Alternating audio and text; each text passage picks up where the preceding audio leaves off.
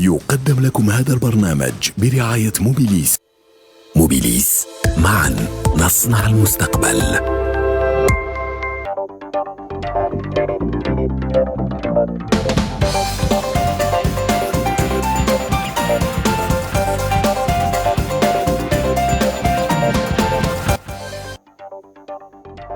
Très chers téléspectateurs et fidèles des rendez-vous économiques d'Al24 News, bonsoir et bienvenue au Pro de l'Éco, votre espace de débat 100% économique. Et après avoir passé en revue plein de secteurs, il est temps pour nous de braquer nos projecteurs sur ce que nous appelons dans les Pros de l'Éco le secteur diapason de l'économie. C'est le secteur des assurances, en l'occurrence, celui qui permet de mesurer la température de l'économie et de l'investissement, un outil de mesure parmi les plus performants, mais avant tout, un secteur à part entière et également une activité qui, à l'instar d'autres secteurs et malgré sa résilience, n'a pu malheureusement échapper aux conséquences des crises et des transformations qui ont impacté l'économie mondiale durant les dernières années. Comment se porte le secteur diapason de l'économie dans le monde et en Algérie? Comme chaque semaine, les Pros de l'Éco s'emparent du dossier.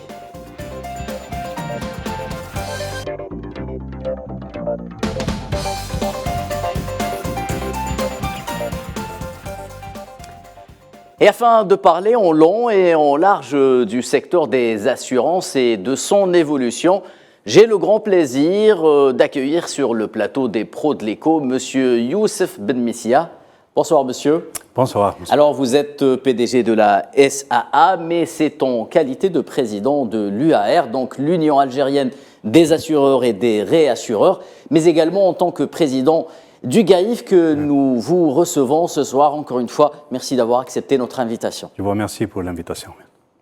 Alors, justement, avant de donner la parole à notre invité du jour, dressons d'abord un panorama général des assurances dans le monde, autant des turbulences économiques dans ce sujet préparé par la rédaction des Pros de l'Éco.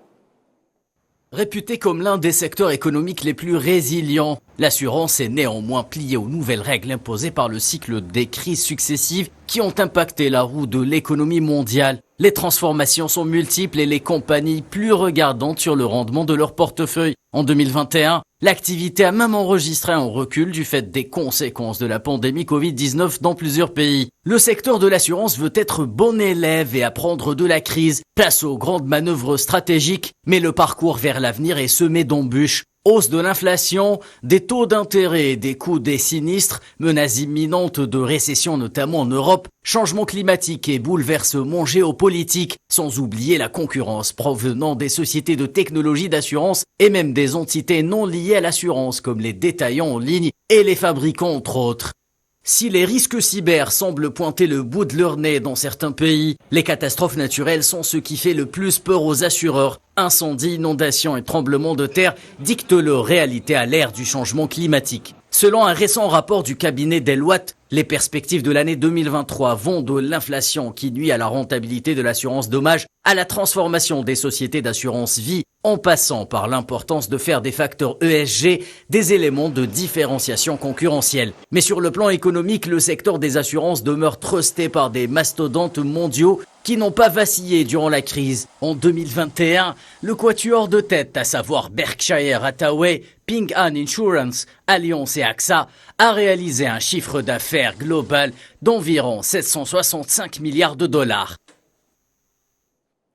Allez, sans plus tarder, la parole à notre pro de l'éco du soir, monsieur Benmissia. Alors après 2 cycles de crise majeure, que sont, rappelons-le, d'une part la crise Covid, d'autre part le conflit militaire entre la Russie et l'Ukraine. Donc, comment se porte ce secteur des assurances, ma foi, pas si connu que ça du grand public?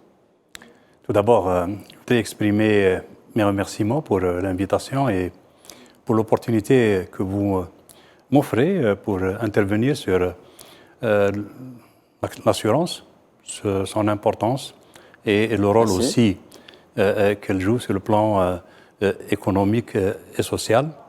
C'est des sujets d'actualité, effectivement, puisque l'activité d'assurance étant intimement liée aux autres secteurs d'activité, elle suit justement l'évolution de l'environnement économique, social, géopolitique, stratégique, etc. Donc, pour répondre à votre question, l'industrie mondiale de l'assurance a bien résisté. A bien résisté notamment à la crise du Covid-19 et elle a montré donc une capacité de résilience en 2020 face donc au choc pandémique en maintenant le même niveau d'évolution de son activité. Oui. C'est-à-dire qu'il n'y a pas eu de baisse de l'activité, mais il n'y a pas eu également d'augmentation de l'activité, ceci d'une façon globale. C'est vrai, comme vous l'avez mentionné, dans certains pays, il y a eu une baisse de l'activité. Il y a eu une baisse de l'activité, ça a été le cas au niveau, notamment en 2021, au niveau du marché algérien. Oui. Par contre, en 2021, le chiffre d'affaires mondial a enregistré une augmentation de l'ordre de 3,4%. Nous n'avons pas encore les chiffres, disons, pour l'année 2022. Alors, cette augmentation, elle s'explique d'abord par l'amélioration de la situation sanitaire, mais également par la reprise économique qui a suivi justement cette amélioration.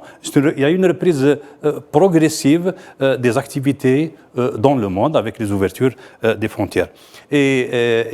Pour donner un chiffre, le montant des primes émises dans le monde, c'est-à-dire le montant du chiffre d'affaires, assurance au niveau mondial, il est de l'ordre de 6 861 milliards de dollars. Oui.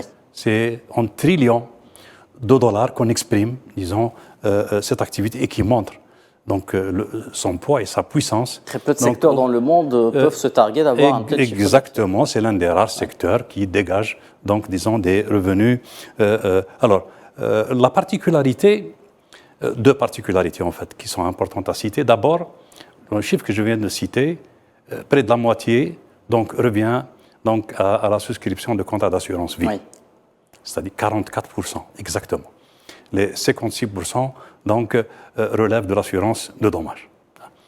81% de cette activité, disons, est générée par les pays développés. 19% pour les pays émergents. Et notre continent, le continent africain, ne pèse que pour 1% seulement, avec exactement 74 milliards de dollars donc de primes émises en Afrique. Ceci, disons, quelques chiffres qui donnent l'importance et le poids de cette activité et ce qu'elle génère et aussi c'est également ce qui explique cette résilience donc de cette activité, que ce soit au niveau mondial et même chez nous aussi. Donc nous avons enregistré cette capacité de résilience du marché algérien avec cette crise de 2020. Donc certes, le marché a enregistré une baisse de l'ordre de presque 10% de son chiffre d'affaires, mais il a continué à exercer, à fonctionner, à indemniser, à prendre en charge donc les sinistres, les risques, etc. Alors, vous avez anticipé ma question suivante, c'était comment se porte justement le marché de l'assurance en Algérie. Je pense qu'on peut y revenir, pardon.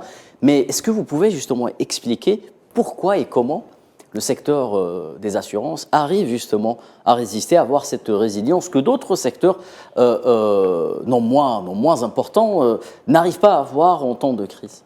En fait, il faut... Y compris la banque. Oui, c'est tout à fait normal. Alors, en fait, l'activité d'assurance, elle suit intimement, disons, l'évolution, que ce soit l'évolution technologique, l'évolution économique et sociale, et adapte et recherche des solutions et des couvertures d'assurance donc à ce que nous appelons nous donc l'évolution des risques, Oui. La naissance de nouveaux risques, donc ou plutôt donc les risques nouveaux, les risques émergents. Donc il y a une adaptation donc qui se fait donc de l'activité d'assurance par la recherche de solutions d'assurance.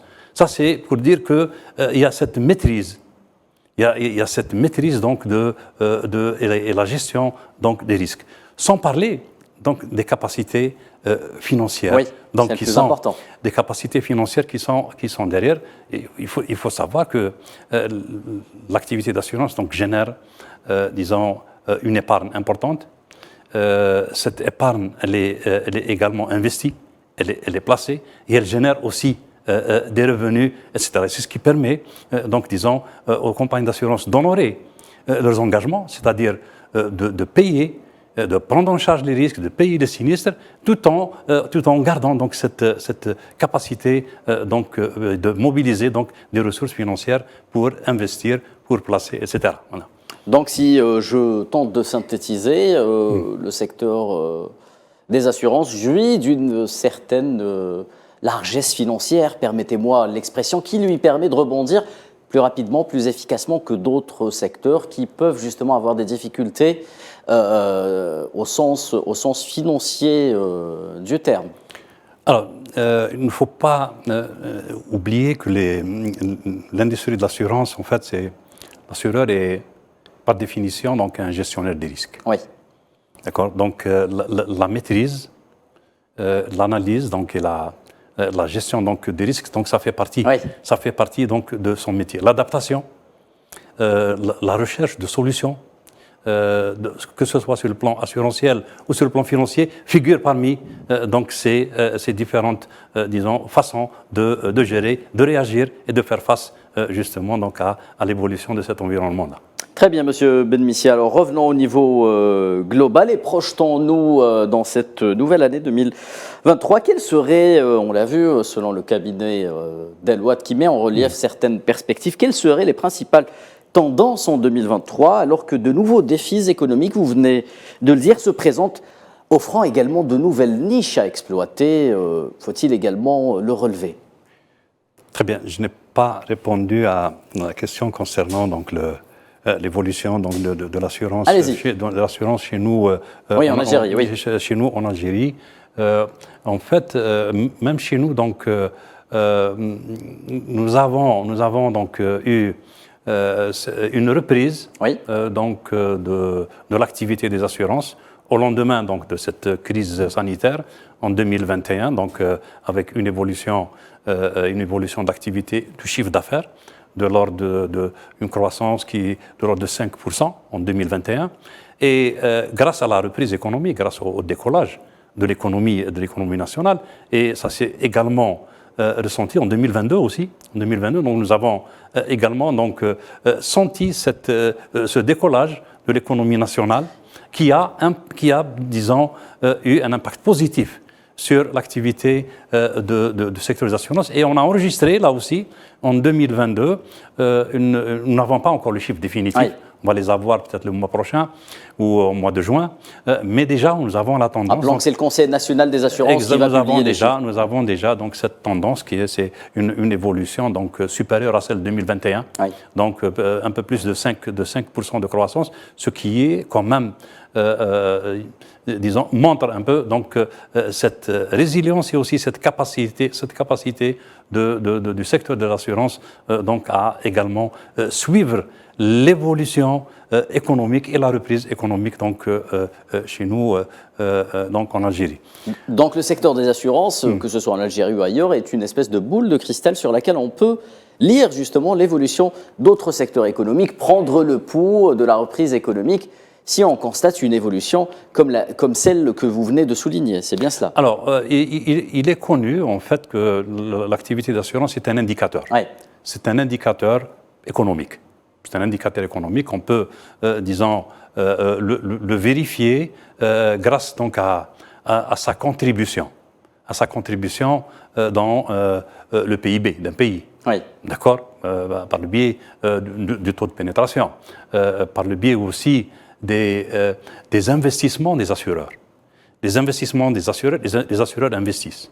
Exactement. Et c'est ce qui fait justement leur force et leur puissance financière, donc, et cette résilience. Donc, les investissements sous forme de placements financiers, placements immobiliers, interventions sur les marchés, etc., etc.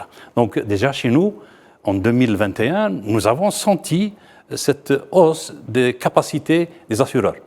Disons, l'indicateur, donc, c'est l'évolution de leurs investissements, les placements financiers. Donc, les placements financiers des sociétés d'assurance ont bondi pour atteindre un montant de 360 milliards de dinars en 2021. On n'a pas encore le chiffre pour 2022, mais il va certainement connaître une augmentation. Donc, c'est un indicateur, donc, disons, économique. Et on peut donner, donc, disons, des exemples, c'est-à-dire, par exemple, si on parle de volume de primes, de volume de chiffre d'affaires, donc d'épargne qui est dégagée, d'épargne qui est investie, mais également aussi disons, des taux de la contribution au PIB. Oui. Tout ça, ce sont des indicateurs qui montrent, donc, disons, qui sont un reflet, effectivement, donc, de l'évolution de l'économie. S'il y a une croissance économique, s'il y a un décollage économique, s'il y a une diversification de l'économie, ça se ressent donc directement sur l'activité des assurances. Voilà. Très bien, on a pour habitude de dire dans le jargon économique que quand le BTP va mal, tout va mal. Peut-on dire que quand les assurances vont bien, tout va bien pour l'économie? En fait, c'est lié, c'est intimement lié. C'est interdépendant. Donc, quand il y a, disons, une baisse de l'activité économique aussi, nous l'avons vécu. Oui. Nous l'avons vécu en 2020. Nous l'avons vécu avant, avec, je donnerai peut-être l'exemple que ce soit du BTP ou que ce soit de l'activité de l'industrie de l'automobile ou du montage d'automobile. Nous avons vécu ça et les impacts sont là. Ils sont concrets, donc avec des fléchissements, donc, de l'activité d'assurance automobile qui est liée, donc, à la fermeture des frontières, ou bien qui est liée aussi, donc, à l'arrêt de l'importation de voitures ou de montage de véhicules, etc. Là, les liens sont réels et sont concrets. Voilà. Très bien. Très bien, Monsieur Benmissi. Alors, est-ce que l'inflation et les risques de récession, justement, constituent pour vous, les assureurs, pas uniquement en Algérie, mais dans le monde, une source d'inquiétude, et est-ce qu'elle vous pousse à revoir vos stratégies, comme le rapport de Deloitte l'a également souligné? Alors, on parle beaucoup, peut-être dans le monde de l'assurance, de détérioration de l'environnement économique. Oui. Et c'est un risque qui vient d'être classé parmi, donc, dans le top 10 des risques qu'on appelle, nous, les risques émergents. Oui. Dans le top 10, c'est-à-dire, il a gravi plusieurs positions, et maintenant, donc, c'est un risque aussi bien, pas seulement pour les assureurs, c'est tout à fait normal, mais également pratiquement pour tous les opérateurs économiques, donc, qui voient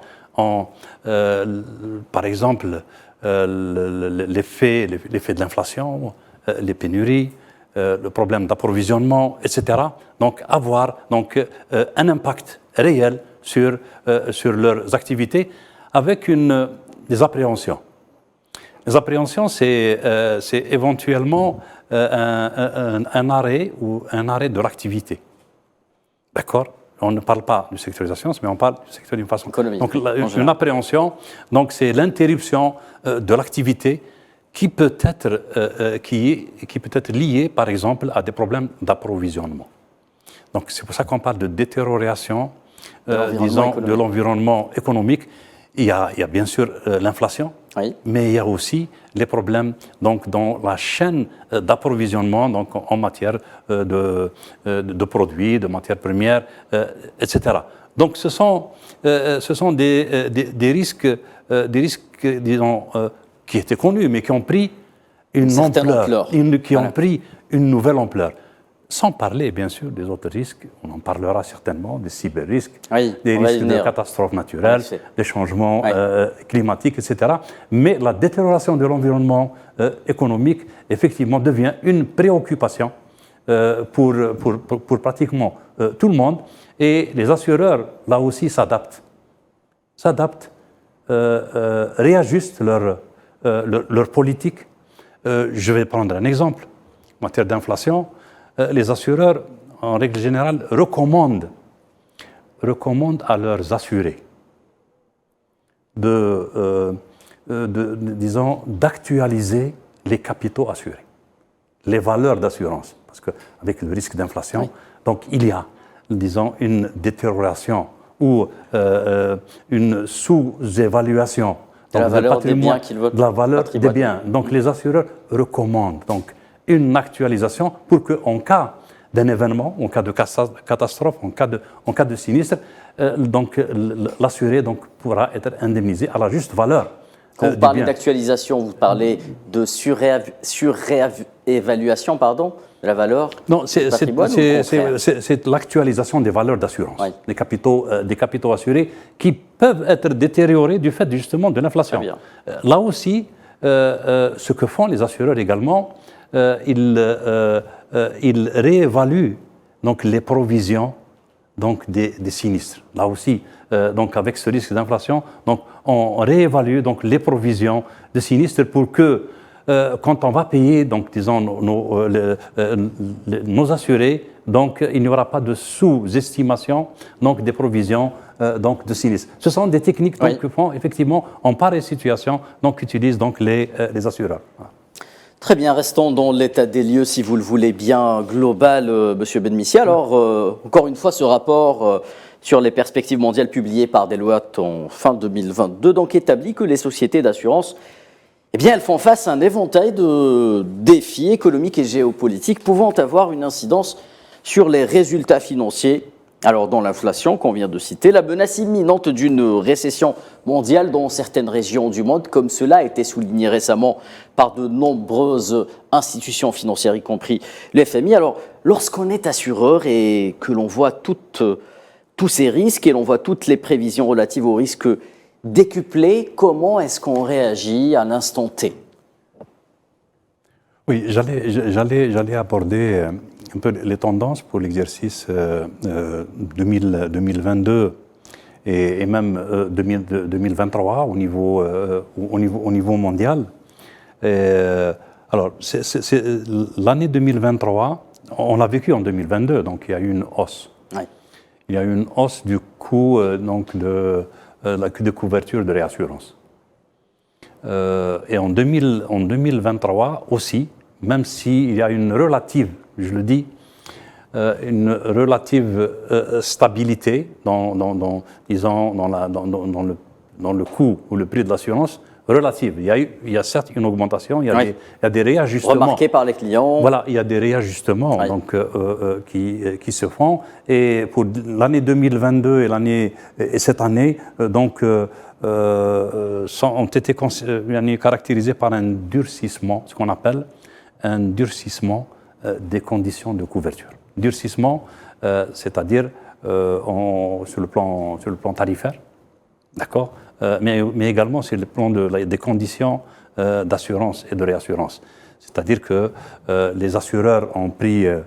et c'est du fait du contexte économique, disons, social et géostratégique. Donc, c'est du fait de ce contexte-là donc, que la réponse, la réaction du marché de l'assurance et de la réassurance a été donc de s'adapter et de revoir donc les conditions tarifaires et les conditions de couverture. Je donnerai un exemple parce que l'environnement étant difficile, il y a eu une hausse du coût des couvertures.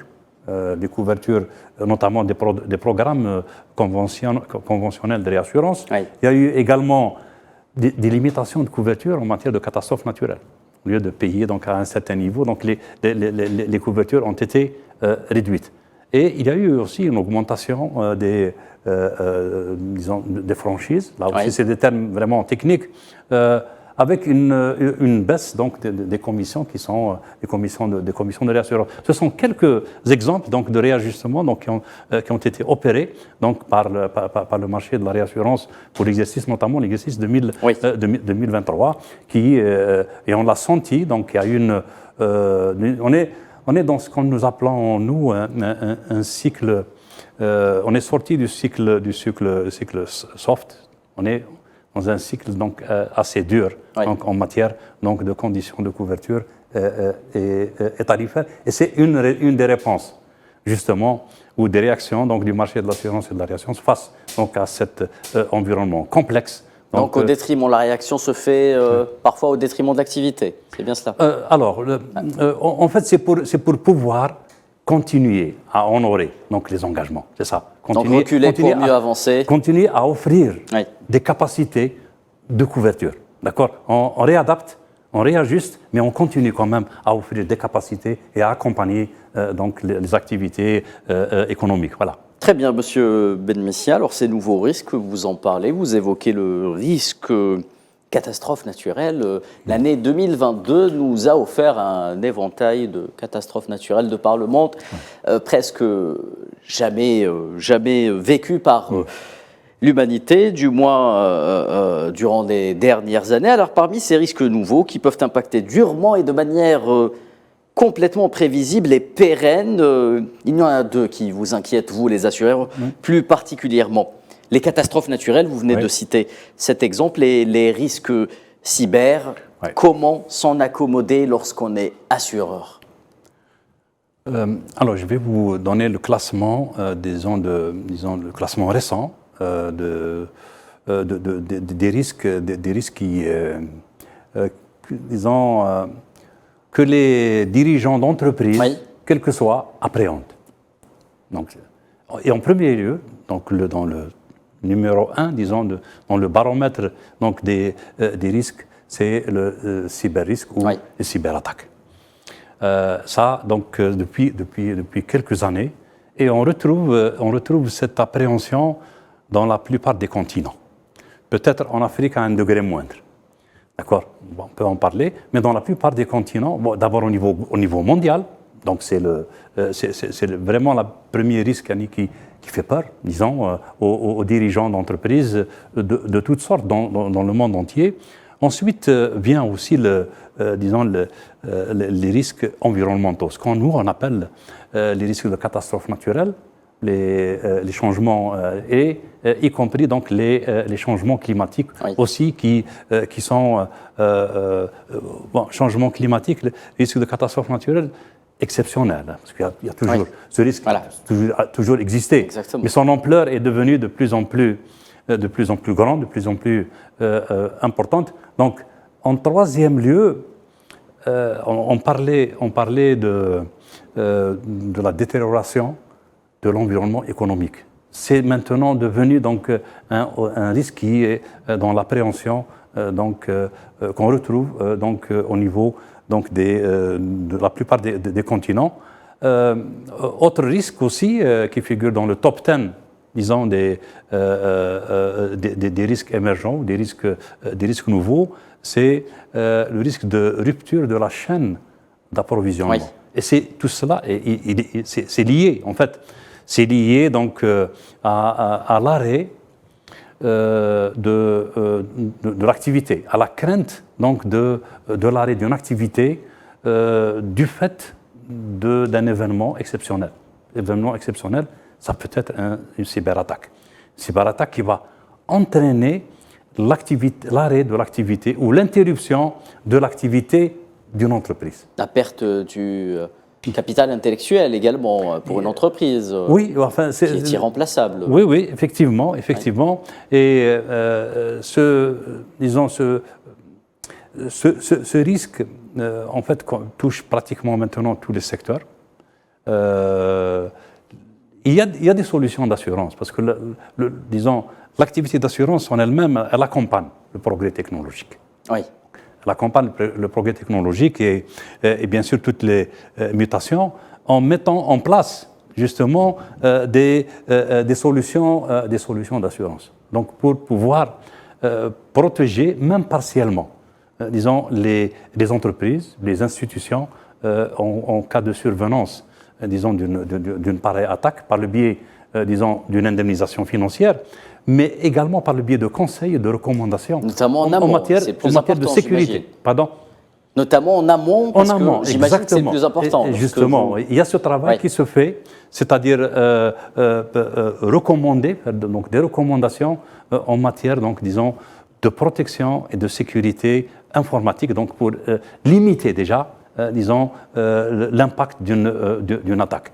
Et à côté de cela, il y a donc la couverture financière, donc quand il y a, disons, une interruption de l'activité ou un arrêt de l'activité, donc du fait d'une attaque ou d'une catastrophe donc exceptionnelle quelconque. Voilà. Est-ce que c'est une problématique prise à bras-le-corps par les assureurs en Algérie actuellement? De plus en plus, peut-être? Alors, c'est vraiment le sujet de l'heure, le débat. Bon, d'abord, les couvertures d'assurance, on les met en place, disons, avec le marché. D'abord ici, avec le marché international, avec le marché national, avec des couvertures de réassurance. Donc, il faut avoir donc ces couvertures de réassurance donc pour pouvoir offrir donc disons des couvertures adaptées.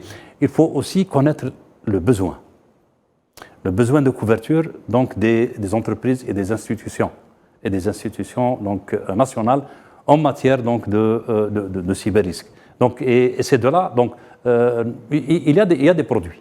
Il y a des produits, disons, de couverture donc de cyberrisque donc, sur le marché, même si c'est, disons, une offre qui est adaptée donc, au marché, adaptée et ajustée donc, au marché donc, algérien. Voilà. Très bien. Très rapidement, Monsieur Ben Messia, si vous le voulez bien, ouvrant un autre registre, celui de la finance mondiale, qui est intimement lié au secteur des assurances. Il ne vous aura pas échappé, malheureusement, que le secteur bancaire a fait face à quelques petites turbulences dernièrement. Est-ce que cela peut impacter l'activité économique des assurances dans le monde? En d'autres termes, est-ce qu'une banque qui fait faillite peut entraîner avec elle une ou plusieurs compagnies d'assurance, par exemple? Bon, je pense qu'il y a eu des exemples par le passé où des grandes compagnies d'assurance donc a fait faillite dans le monde, liées donc justement à une crise donc financière. Mais là où il y a, disons, une relation, c'est quand il y a disons, une interdépendance donc, entre l'activité d'assurance et de banque, c'est-à-dire que soit la banque, elle détient des parts dans la société d'assurance, ou vice-versa. Vice-versa. Et on retrouve les deux schémas. Hein. On retrouve les deux schémas, d'où disons, les fusions et les acquisitions qui s'opèrent chaque année dans le monde de l'assurance. C'est deux secteurs quasiment jumeaux, hein, oui, disons-le, la banque et l'assurance. Travaille dans le secteur financier, donc il y a donc des fusions, il y a des acquisitions, il y a des échanges aussi, disons, en matière d'action. Quand il y a effectivement donc, cette relation, oui, il y a effectivement ce risque. Voilà. Très bien. Est-ce que ça vous inquiète en tant qu'assureur? Alors peut-être pas en Algérie, parce qu'on est à l'abri un peu des crises financières, mais le secteur des assurances est assez compact, assez intégré dans le monde pour qu'un effet boule de neige puisse se produire, si jamais.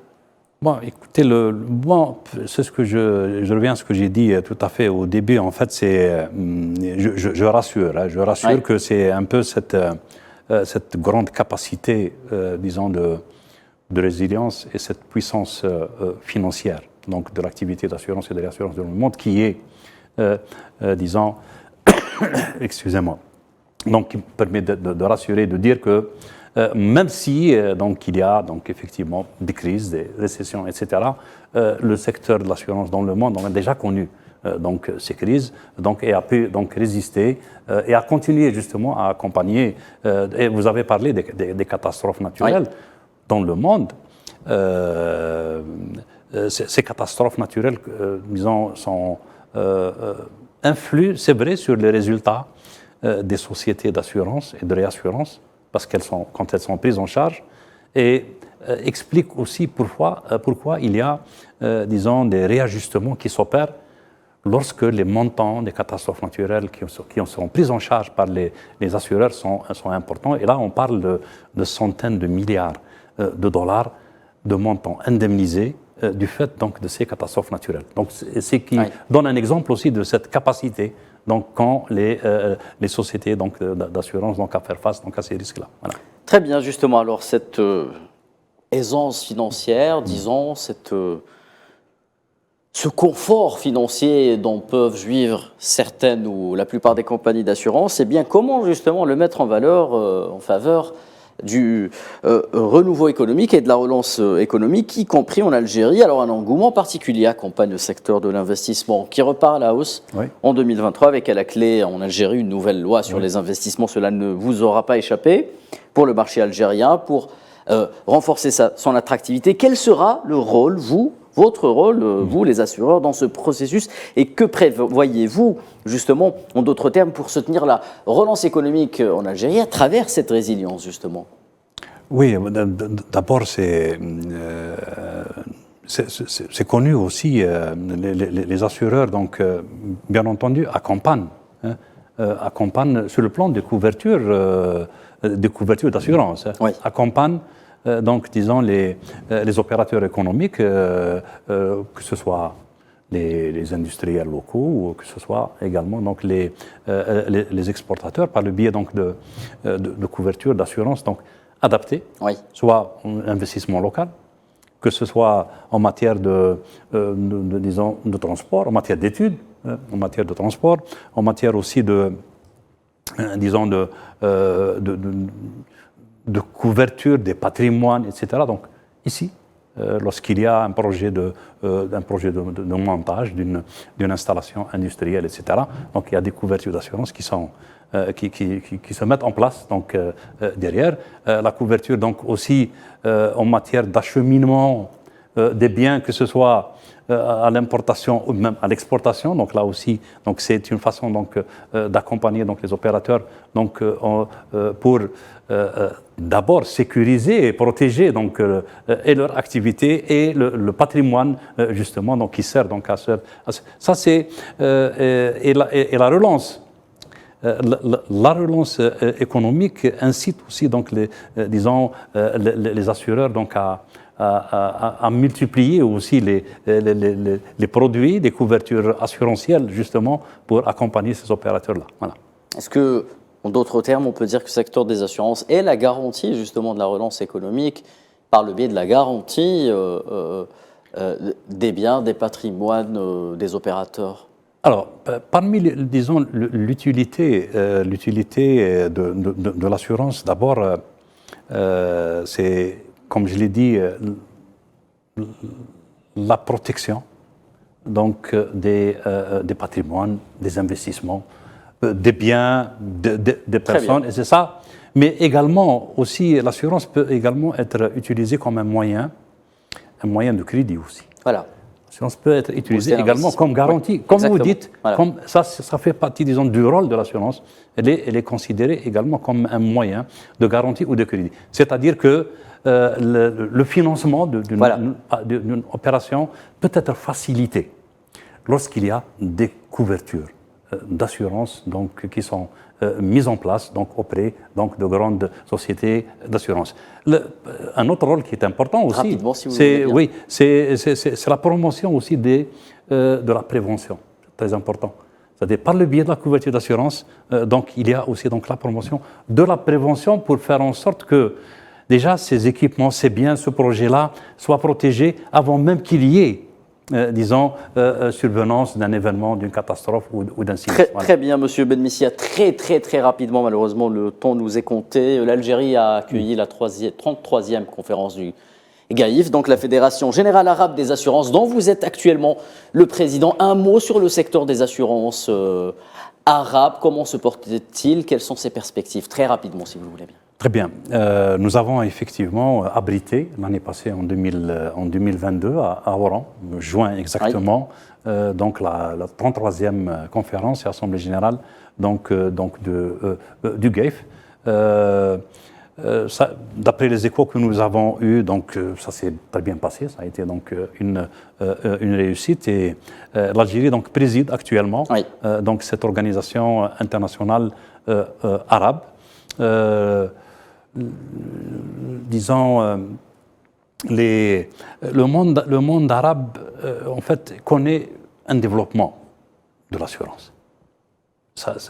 Donc c'est vrai que c'est différent d'un pays à un autre, mais il y a des pays où l'assurance donc évolue d'une façon importante, donc notamment au niveau des pays du Golfe par exemple, où ça évolue d'une façon importante. Actuellement, le chiffre d'affaires au niveau du monde arabe, il est de l'ordre de 44 milliards de dollars, avec un taux de pénétration qui est de l'ordre de 1,5%, et il est amené donc à évoluer. Donc, disons, même si cette évolution peut paraître un peu lente, mais l'évolution, elle est là. Elle est sûre et elle est là. Voilà. Merci infiniment, Monsieur Youssef Ben Missia. Je rappelle que vous êtes PDG de la SAA, président de l'UAR, l'Union des assureurs et assureurs algériens, mais également président actuellement. Vous assurez une présidence tournante, donc à la tête du GAIF, la Fédération Générale Arabe des Assurances. Mesdames, Messieurs, les pros de l'écho, pour cette semaine touche à sa fin. Je vous donne rendez-vous néanmoins dès la semaine prochaine. Merci de votre fidélité. Néanmoins, restez fidèles à L24 News.